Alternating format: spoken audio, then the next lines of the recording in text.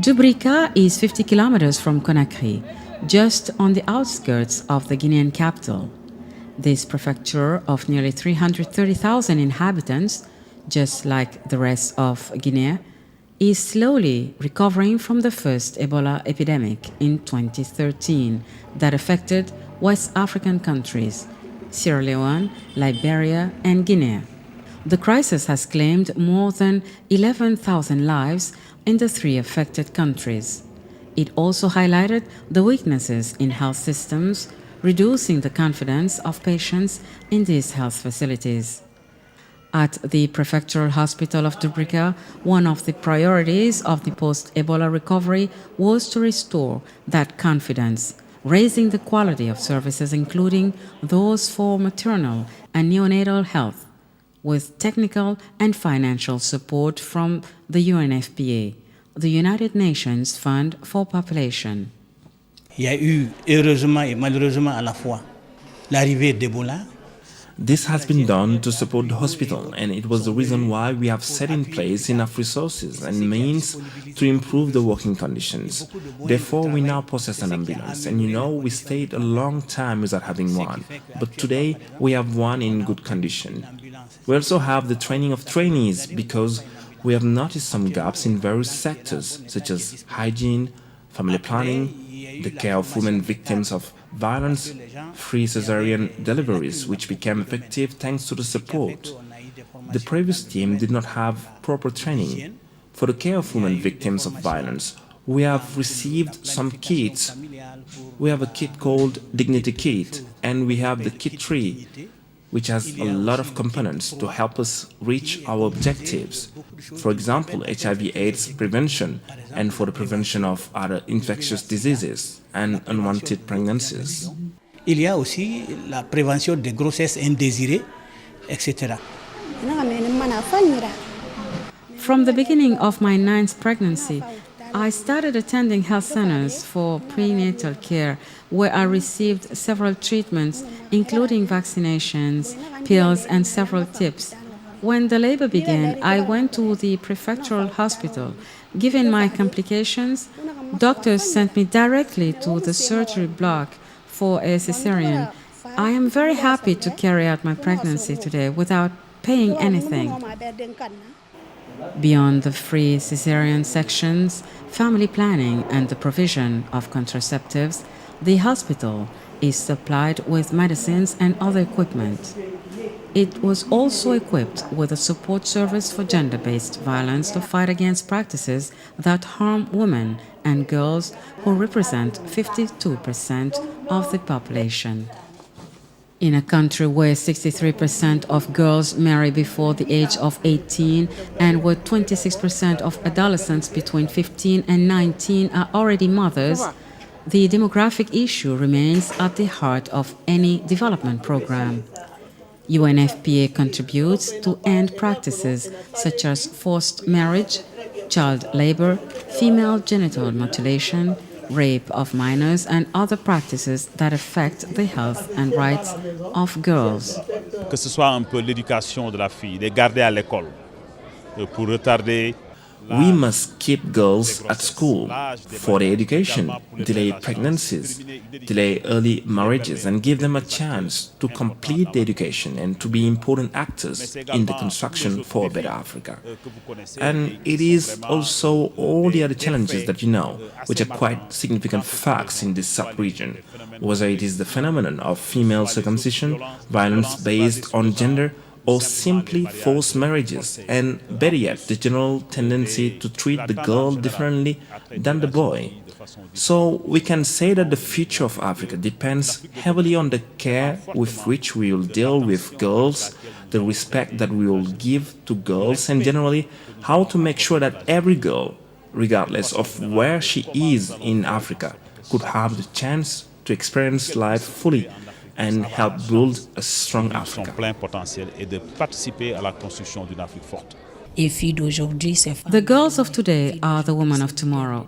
The girls of today are the leaders of tomorrow. And today's youth are tomorrow's leaders. If we focus on our youth, this means that in the medium term we will have well-trained managers, knowledgeable and well-initiated. So we think this is a very good strategy for African countries in general, especially for our country, Guinea, be part of the 2030 rendezvous. The living conditions of women and girls in Guinea and in the rest of the world were highlighted in the 2016 UNFPA State of World Population report entitled 10 Years, How Our Future Depends on a Girl at this Decisive Age. The report, recently launched in Conakry, aims to challenge African and world policymakers on practices that harm girls as young as 10 years, preventing them from achieving their full potential as adults and contribute to the economic and social progress of their communities and nations in the Sustainable Development Programme for 2030. Beyond the knowledge Guinean girls will have by 2030 and even beyond, the Guinean government, with the support of the technical and financial partners, has always favored the search for peace, a sine qua non for today's sustainable development. In this perspective, several government actions have been undertaken and implemented in the 1325 law of the United Nations Security Council, which recommends the protection of women and girls in particular. Because of its cultural values, human relations in our societies are based on peace, mutual respect, and solidarity. That is why the development of the National Programme of Economic and Social Development of 2016-2020 has a major focus on inclusive human capital development and highlights the demographic dividend. This requires a greater investment in family planning and health, in education and youth employment, a better protection for adolescents. The realization of the expected success in 2030 depends on the efforts made by the government, by the development partners and actors concerned. Our challenge today is to ensure that we have a well-prepared youth, well-trained and well-supervised youth to whom we can offer opportunities after school and especially for girls. Today in Mali, we have a policy which protects young girls. We have a policy which is to ensure that there is no more forced marriage and there is no more early marriage, because we believe that investing in human capital means that we can ensure Africa's future, and Africa's future goes through this. According to the 2016 report, removing the obstacles that slow down girls aged 10 years could increase the chances of reaching the 17 Sustainable Development Goals of the United Nations in 2030. To do so, the empowerment of women is one of the strategies to develop their potential while remaining healthy. Hence, the UNFPA support to the CAPF Centers for the Empowerment and Advancement of Women opened in April 2010. The Dubrika CAPF mission is to ensure a 2-year training in various sectors including saponification, dyeing, hairdressing, sewing, cooking and food processing. It also offers capacity building sessions on the benefits of family planning, the consequences of gender-based violence, early pregnancies and unsafe abortions. Binta Bari, 16, is among those called here, students of Dubrika CAPF. In 2015, she found refuge in the center after escaping a forced marriage. Today, she's an apprentice stylist. I was in 7th grade when my father, who has 3 wives and 15 children, gave in marriage to a man who lives in Dakar. I wanted to finish my studies, but I was sent to Senegal to live with my husband. Once I arrived in Dakar, I realized that he was the age of my grandfather. For 2 days, I have rejected his advances, and he would beat me. I ran away on the 3rd day. Then I had to sell my mobile phone to pay the price of the trip to return to Guinea and find my mother to Dubrika. A month later, I heard about the CAPF Dubrika, where I was welcomed with open arms. Since then, I'm training in sewing. I'm very happy because I have not even finished the course, but I already can earn money by sewing for friends and family. C'est donner la chance aux filles. It means give a chance to girls who are in the street, to those who are not in the street but were not enrolled at school, and those who have returned to school and then left. Now they have children.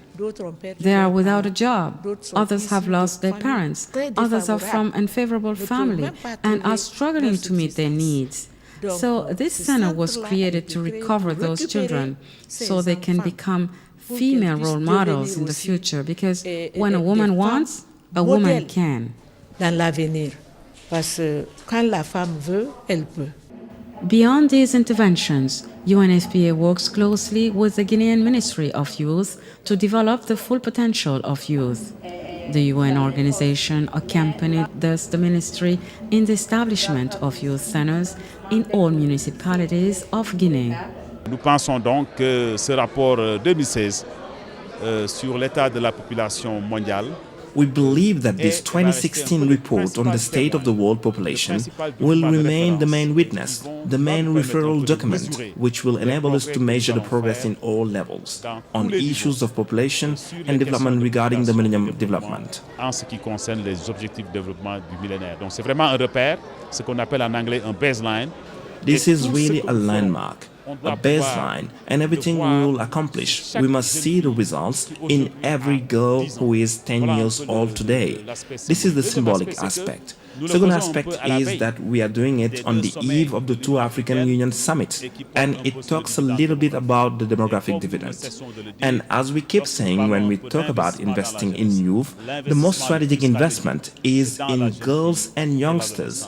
And as I often say, for our bet regarding the 2030 rendezvous, we will win it if we start the work today in favor of the girls who celebrate their 10 years. Et en faveur de la jeune fille qui aujourd'hui célèbre ses 10 ans.